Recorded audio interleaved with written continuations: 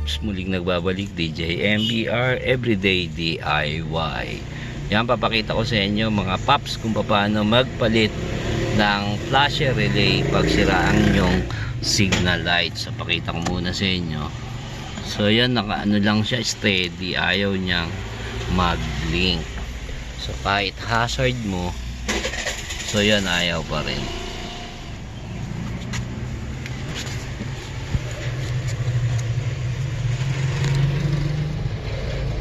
So ito mga paps, ang inyong flasher relay. Yan yung ating papalitan. Galing ha? Tumidirik na siya.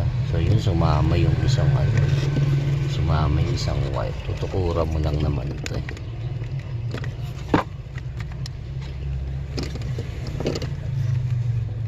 Ayun, ayaw patanggal ha, buhay pa.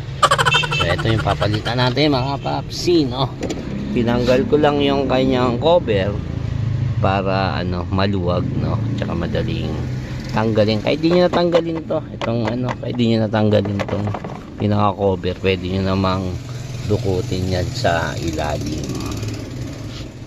So ito na mga paps, yung nabili kong flasher relay. Mas mura to sa mga Lazada o kaya kay Shopee. Dahil nagmamadali ako, binili ko siya ng 280 pesos dito sa aming mga auto supply. So yan, kakabit na natin.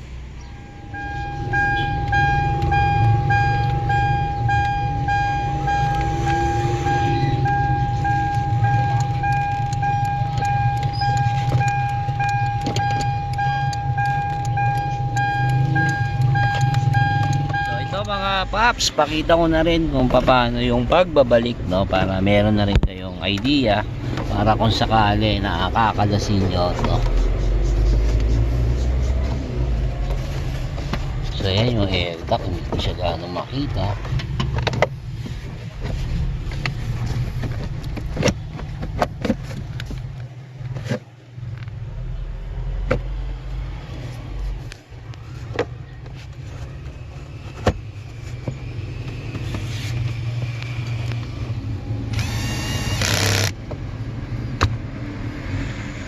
Kita nyo naman, no, meron pang sampayan.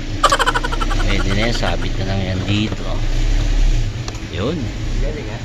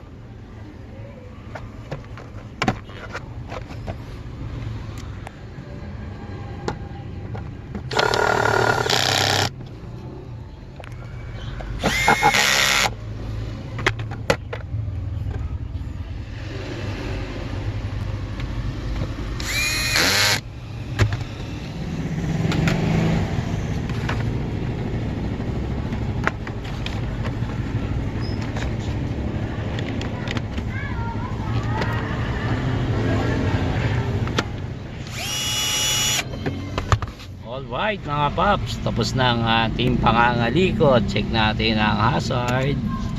Uy, galing ha. Galingan chamba. Mana. Check natin ang kaliwa, kanan. So yan, nagbiblink na siya mga paps. Hindi na tulad kanina na ayaw mag-blink, no? Naka-steady lang yung kanyang ilaw. So yan mga paps, ito po si DJ MBR Everyday DIY na pansamantalang nagpapaalam. Salamat mga paps.